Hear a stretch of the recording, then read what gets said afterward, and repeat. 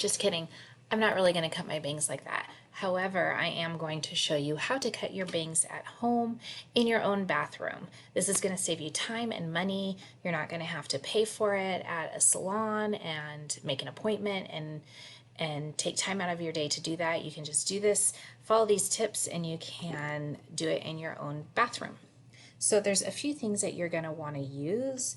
You are going to want to have hair cutting shears. These are shears that you should only be using to cut your hair. If you don't have a license, a cosmetology license, you can go to Sally Beauty Supply and get a pair of hair cutting shears. They run about $60. They are expensive, but they will last you a long time. So make sure your kids just don't use them for crafts or fabric or paper. If you just use them for hair, they'll last you a lifetime. These are not hair cutting scissors. These are craft scissors. There's lots of reasons why you don't want to use these. They're very dull. They're not the right size. They're not meant to cut hair. So you can end up really doing some damage to your bangs if you try and just use any old scissors at home. Also, you're going to want a comb. It doesn't matter what kind of comb you have. This comb I've had for years and years, and anything just to comb through your hair is fine. You're also going to want something to hold your hair back. I have a scrunchie, and this is just so you don't cut into the rest of your hair. You only want to focus on the bangs, so if they are hanging in your face, you could accidentally cut into them, and then you have the start of a mullet, and that's not something you want. If you can find them, these are texturizing shears or thinning shears. You can see that the grooves out of the blade, all that's going to do is take out bulk and add some texture to the hair. All right, the first thing you're going to do is give your hair a quick comb through. You want to make sure that you have dry, clean hair, and the reason why is you don't want to have wet hair is because wet hair shrinks. And so if you have wet hair and then you cut your bangs when they dry, it's going to shrink up quite a bit. So make sure your hair is dry and clean, and then you'll be ready to go. So go ahead and put all your hair back. Doesn't have to be perfect, just away from your face. All right, then you're going to take your comb and just make sure that you have all the hair out that you want to cut.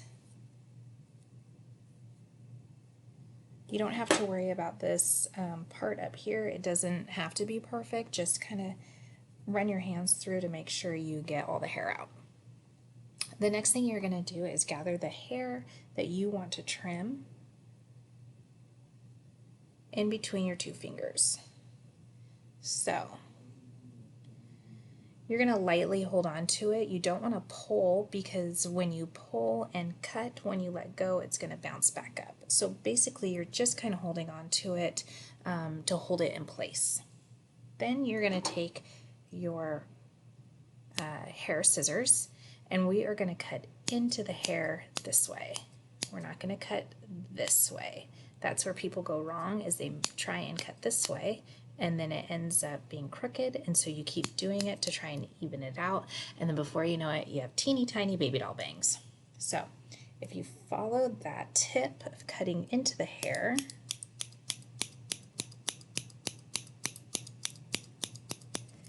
you won't have that problem.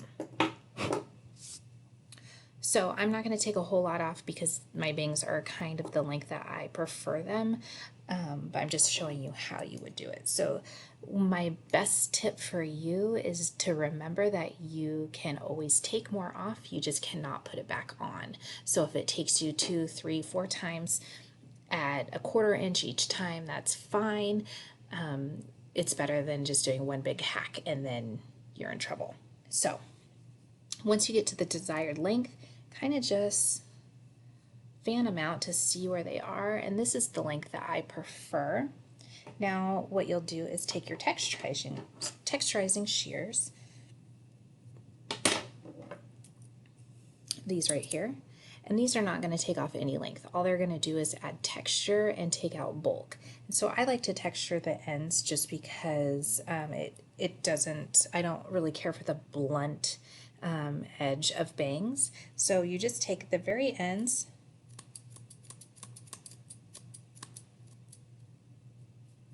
and that just kind of texturizes the ends. Comb through, see if they're the right length, and then take your hair out. I recommend taking your hair out, combing through just to make sure that you like it and it looks like everything is where it should be. And then if there's any parts that you want to clean up, remember not to cut like this way, but cut into it this way. You're going to do less damage on your hair. That is how you can do your own haircut at home. I hope this was helpful and you don't end up screwing up your bangs too much. All right, thanks guys.